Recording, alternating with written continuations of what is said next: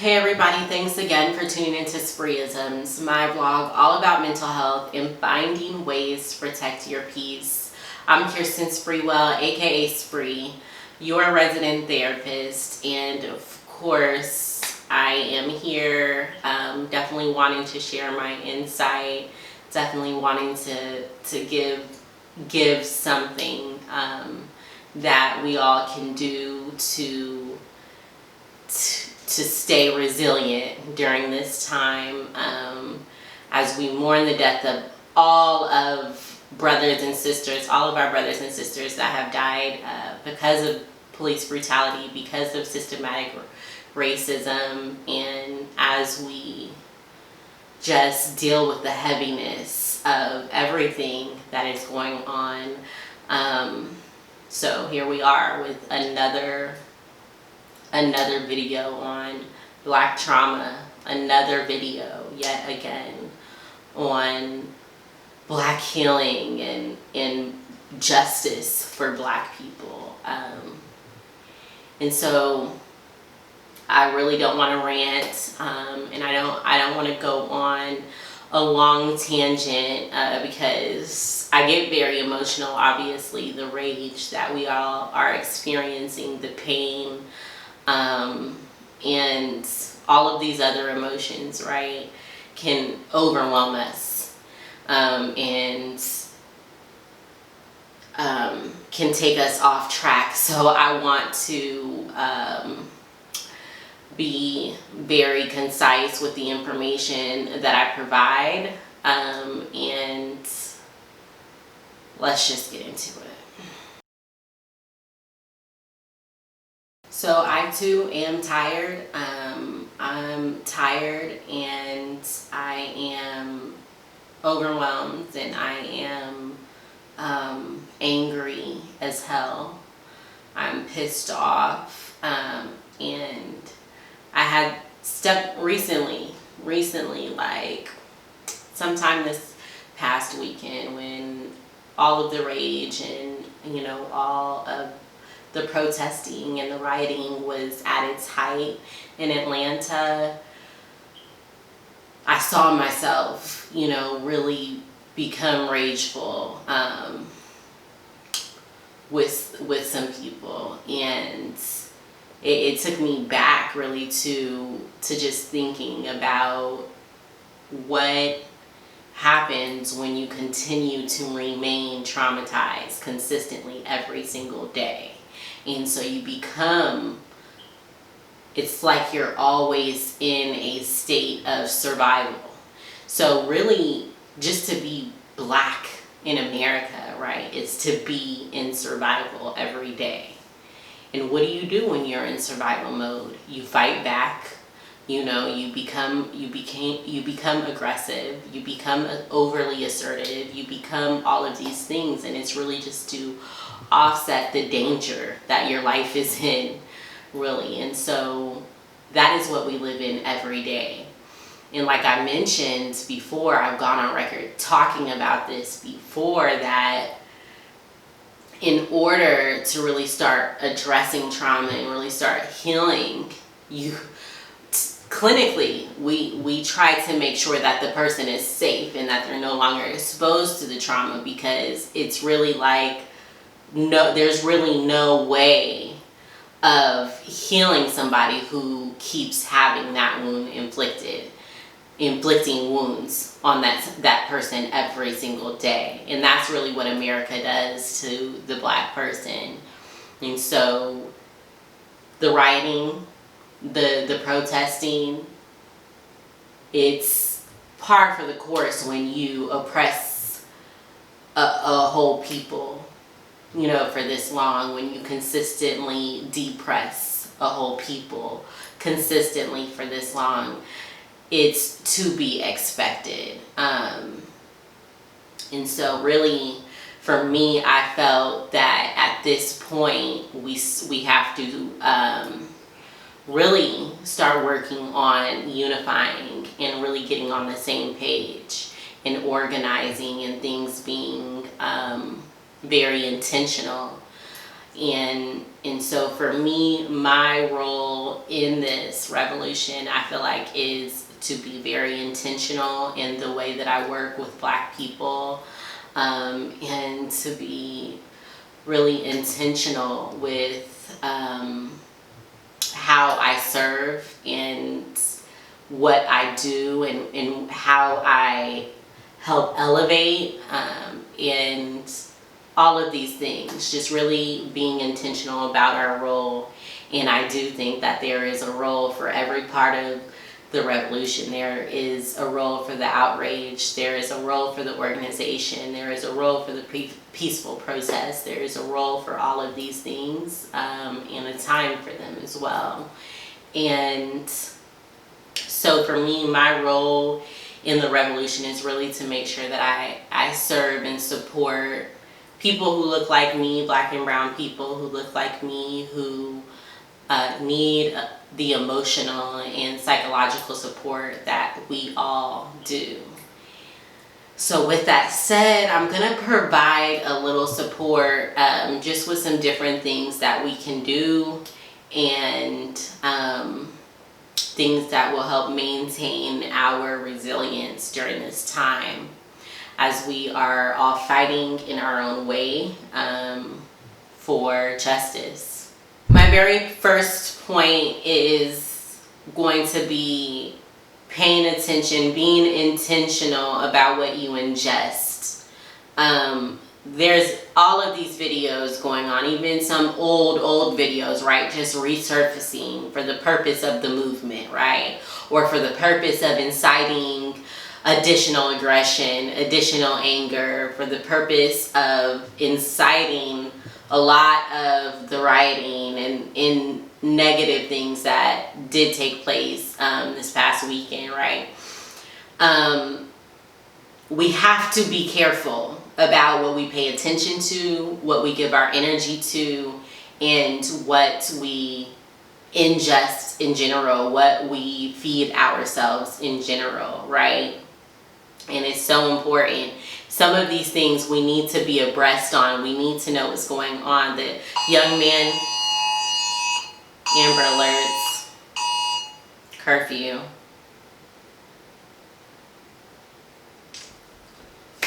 And we just gonna leave that in there for the purpose of this. The young man from Morehouse and the young woman from Spelman, kids that got snatched out their car, probably on their way home. I'm not gonna speculate, but probably on their way home. It shook me to my core. I was not home. I missed curfew. I was not in the county limits, and I was thinking it would be fine. Like, if you have somewhere to be, you're going somewhere, you should be fine. I'll be driving from Riverdale, back to Fulton County. I'll be good. But after seeing that, it shook me, and I was so grateful I was in a place where I was able to crash, because it literally shook me to my core. I was scared to get in my car and drive home. It was dark. I was by myself. And, it was just so much. I was calling and checking on people who I know be hanging out when they shouldn't be, even though we in a quarantine. All of this, right? Just all of these things, really trying to make sure that I was okay, make sure that everybody I know was okay. It was so scary to see that. And so that was important for me to see, so I can be aware that, hey, I might not be safe driving home. And then there's other things that we just see all the time, all day, and it really can affect our daily functioning by ingesting all of this daily. So you have to be aware of what's coming into your energy, what is coming into your thoughts, and really be intentional about what you allow, because this is just the point that one of my friends and I were discussing, like seeing another video of a police officer doing some crazy shit, or seeing another video of a Black death, or seeing another video of a white person on TikTok on some racist shit, whatever it may be, it's not going to make me fight for Black people harder than I already am. You know what I mean? It's not going to change my awareness of what I already experience every day, or what my boyfriend already experiences every day, or what my cousin already experiences every day. Some of these things do not serve a purpose but to incite anger in you. And so we have to be aware of that and really take control of our energy. So the next one is all about releasing pent up energy, pent up thoughts and emotions. I always say trauma lives in the body. And so it's important for us to be very physical and release this energy that is in our body, this anger and rage that accumulates every day and is exacerbated when there's a Trayvon Martin, when there's a Sandra Bland, when there's a George Floyd, and especially when we have the protests and then all of these things, right, that come onto the internet about the movement and things to get us angry and things to get us riled up. We have to learn how to control our energy. We have to learn how to control our emotions and be intentional about the way that we use them. So if your role is to protest, to get out there and get on the ground, if your role is to really get all of the attention to what's going on and to really raise voices and to really be aggressive in the movement, get out there and do that. And if your role is to share messages through your artwork or through your music or whatever that looks like, get out there and do that and release that energy. Get those songs out, get those poems out, get that content out, to really share your message and really heighten everybody's awareness, right? All of these things are things that we can do to release. Even, of course, we talk about exercising, boxing, physical things that really get the energy out of our body. These are the things that we need to do consistently during these times. We need to stay on top of releasing physical energy and releasing that aggression and that anger in order for us to stay resilient, in order for us to seek peace and hopefully achieve peace. It is going to be important for us to take care of us in that way. So the third thing is going to be connecting with your tribe. So I really do believe that if we can get on one page and have this, create a to-do list, if you will, of what the Black agenda, what we are going to do, and all get in line with that purpose, that plan, I do think that it would move our culture forward. I do think that it would move the status of Black people forward, because it is like a lot of us doing different things. A lot of times we are doing the same exact thing and you got 30 organizations doing the same exact thing. I do think that we need to connect with our tribe and find our tribe. Some of us don't see, because we're so everybody's trying to get on and everybody's trying to be the one, versus us all connecting and elevating each other and helping each other build. My homegirl Jazz was telling me, and I want to be able to explain this as good as she did, but it was basically just like Black people make up of one body, and we have the brain, we have every organ, right? The heart, we have every organ operating for the same purpose with the same plan and flowing, and I think and that keeps you alive, right? And I think that is what we need as a Black community, is to really all operate for the same purpose, if we can connect all of the, all of the muralists, all of the artists that move the culture forward with portraying their artwork and, having this insight through their art, get connected with some of those people and really create a plan to start pushing this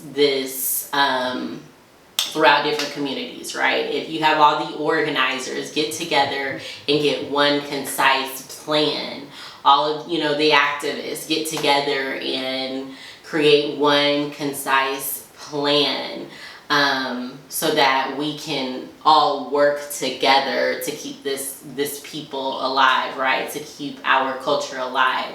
And just speaking to that metaphor Jazz was telling me about, how all of us make up of one body, and so we need to be working toward the same purpose. So I really thought that was insightful, and just even connecting with Jazz, connecting with different people in my community, my immediate tribe, it gives me insight to really, how should we move forward? What are your thoughts? What are your thoughts? This is important to creating long-lasting plans and to creating and shifting the energy where it needs to be shifted so that we can move forward and get in alignment. All of these things I think are really important to connecting with our tribe, connecting with our people, and it's helpful. It helps us to feel seen. It helps us to feel heard. And it is a very important and progressive way to self-care and to still be a part of the movement. The next one, simple, plain and simple, is prioritizing your whole health, okay? Now that's multi-layered, but it's simple. It's all about what is best for your highest well-being. So that's eating well, that's getting sleep. And I know even last night for me, for many different reasons, it was difficult for me to sleep. I did not sleep well. And so finding ways to relax before bed, whether that's meditation, deep breathing, sound healing, whether that is exercising, running around the block a couple times, taking a hot bath, taking a hot shower, eucalyptus, lavender, all of these different things we can do to make sure we're getting a good night's rest. Physical activity like we discussed, all of these things that are prioritizing our whole health, prioritizing our physical well-being, our mental well-being, our emotional well-being. Make sure we're doing these things, what we are putting into our body right now, trying not to do a lot of meat, trying to do positive eating right now, right?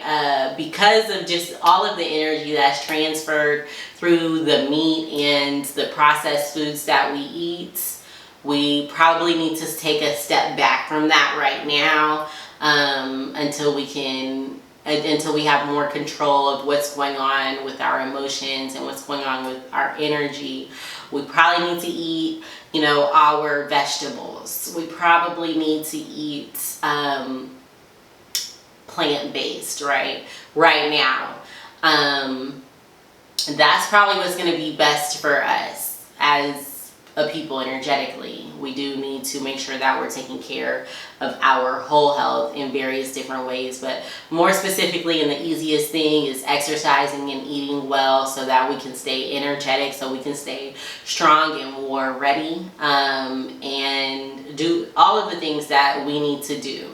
The last one is get counseling, or just seek help. For me, I needed physical release of tension in my body, right? So for me, I made sure that I did go to the chiropractor this morning. I know that with anxiety, me having anxiety and having back problems, my stress and anxiety gets held in my neck and back. and so it just exacerbates the back problems that I already have. So I knew that it was going to be important for me to go to the chiropractor this morning to get my alignment, to release tension in my back where needed, and in my neck where needed, because that is what's going to make sure that I maintain physically well, physically comfortable, not in pain, and not with so much tension in my body, right? So I sought help and I prioritized that. Getting counseling, if that is what you need.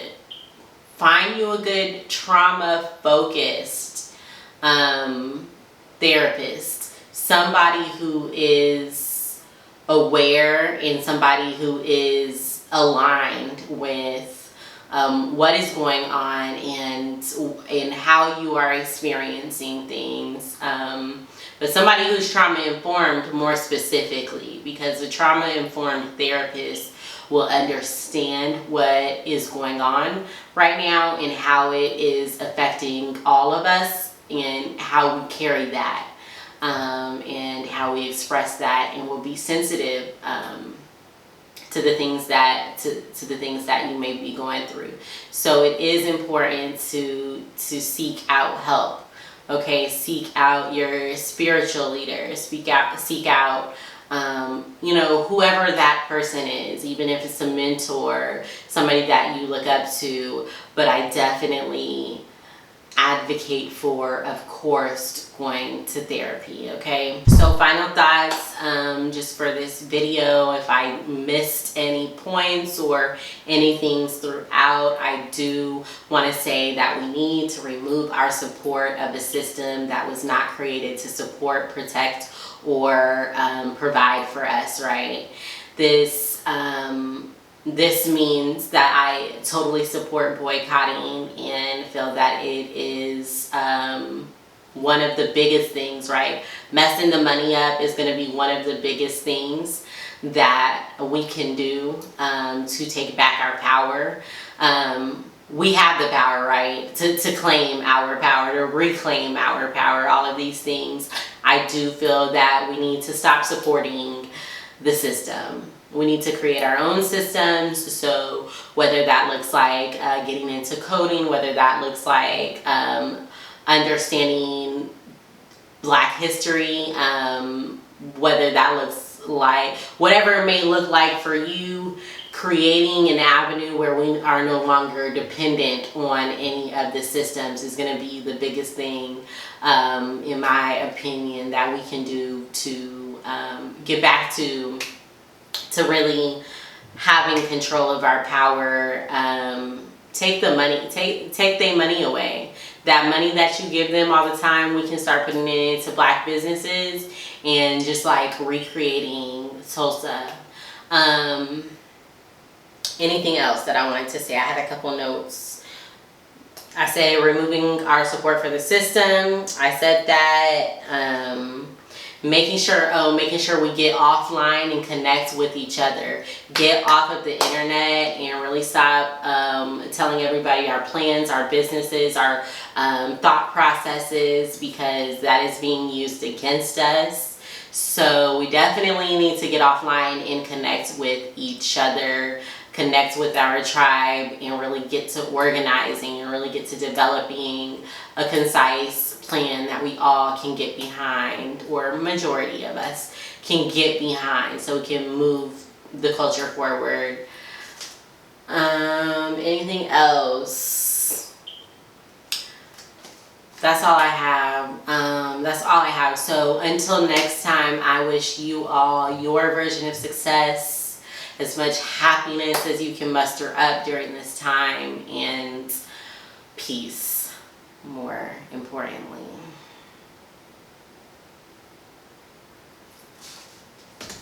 So until next time, I wish you all your version of success, as much happiness as you can muster up during this time, and peace.